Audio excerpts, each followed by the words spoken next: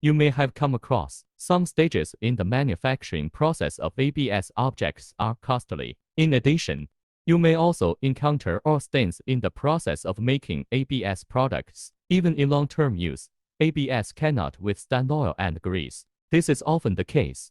So here is an alternative solution. It is actually a cost reduction. It is also a way to improve the oil resistance and its chemical resistance. For example, a high-gloss PP. High-gloss PP may be filled with shellfish or some other fillers with very fine fineness. Not only does it have no effect on the gloss of PP, but also has the effect of stiffening and brightening to achieve the glossy surface of ABS. Also, because of the addition of these very fine fillers, changes the shrinkage force of PP, increases the overall hardness and rigidity of PP.